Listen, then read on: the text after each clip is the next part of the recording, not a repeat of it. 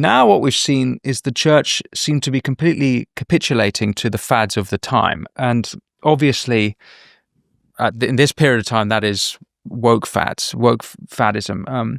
Not just so many bishops were supporting Black Lives Matter, who were explicitly Marxist. Marxism, of course, is explicitly anti-Christian, so very strange that they would support such an organization. And we also see it with their environmentalism. And sure, you might say there's a lineage from, Christians' duty to look after the world, but it seems that it's gone way past even the science. Yes. on this. It's kind of become a new idol. I think of Exeter Cathedral. I believe you're from down there. They had an exhibition called Gaia. I mean, this is paganism back in the Church of England. All to, what is it, to try and seem cool or something to a congregation, to try and be relevant. It seems now that the Church of England specifically, have just never been further away from Christ, in my personal opinion. And I say that as someone who attends a Church of England church regularly, so I don't say that with any joy whatsoever. And I would also say that not all churches, the church I go to, hasn't fallen prey to these fads. But I wanted to get your take on the church today. Well, I'm going to hammer home the not all churches message. Yeah. Particularly as a church warden, but also as someone who sees a lot of the day-to-day work of clergy serving their parishes, serving society, dedication to worship. There's a lot of wonderful work done by clergy volunteers, which is very sincere, and I must say that. And I agree. I think there are problems with the church. I mean, the higher parts of the church hierarchy. I suppose.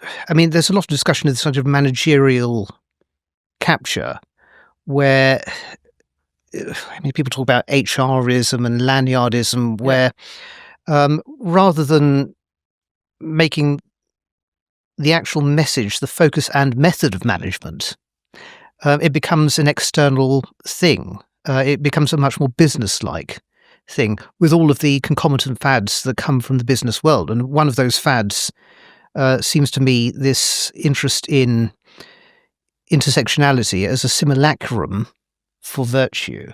Yeah. So, I mean, you have the higher ends of the diocese spending a lot of money on people who aren't clergy, and the introduction of management, which is not clerical, bringing in lots of those ideas from the external world, which aren't based on the duties or requirements of diocesan government of the diocese, generally speaking. If I'm not mistaken, there's pretty much one DEI officer per parish, or so it's something like that. But I don't know if it's that bad, but it might not be that bad, but it's pretty damn bad, and they're spending a lot of money on it. But what I would like to see is a rebalancing of where that money is going. I'm certainly not the only person making this call, but we need. Did I say DEI? I think maybe I meant environmental. There's one environmental or various administration, but we need more clergy. We need more people being in the parishes doing the completely ordinary, extraordinary job of ministry. We don't need more of their work. We need ordinary Christian service. Yes. And I mean, we don't need, we don't need faddism. We don't need,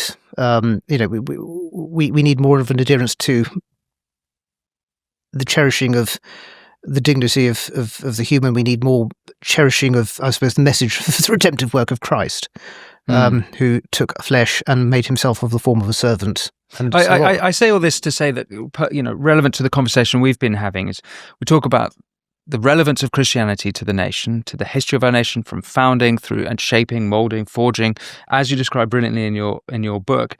But the very people in charge of Christianity in our country today, they are apologetic. They're almost, I'd say some of them are embarrassed to be Christian. I went to a wedding the other month, and the vicar prefaced almost every statement with like, it's totally optional. You don't have to. If you want, you can. I'm like, you're a Christian. You've chosen to give your life to Christ. Why are you talking in such a manner?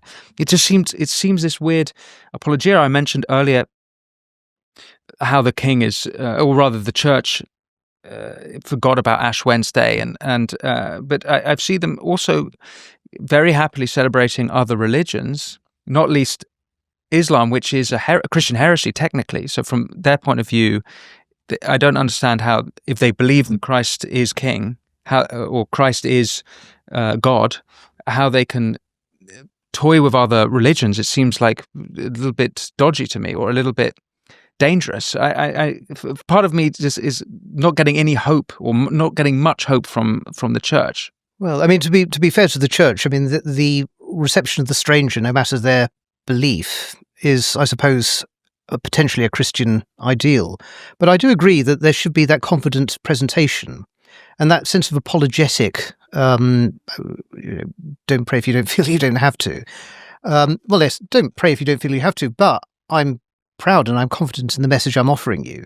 There certainly shouldn't be that sense of regret for owning it, and I certainly agree with that. And yes, I think there is there certainly is a problem at the sort of most visible level of the church communications thing. And it is curious that Ash Wednesday did get missed, whereas other religions didn't. But again, that's the weird thing about the Church of England is a sort of vast tapestry of different institutions and bodies all woven together, and the most visible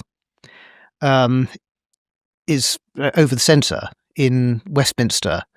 But even if they're getting it wrong, I go down to the level of the parish or the local church. Ash Wednesday is certainly happening there celebrated there. So we have to, in a sense, refocus ourselves on what we see of the church to seeing what happens locally, because I think so much of the good stuff that happens about the church is local. Yeah. It's not at the level of the management. It's, as Christ became a servant, acts locally, look locally and see the local good. And hopefully the senior level will actually re-engage with the confidence and the excellent work which is done at the local level. Yeah. Thanks for watching this clip from the Winston Marshall Show. You can click here to watch the full episode, and for more clips like this one, don't forget to subscribe. And as always, be well.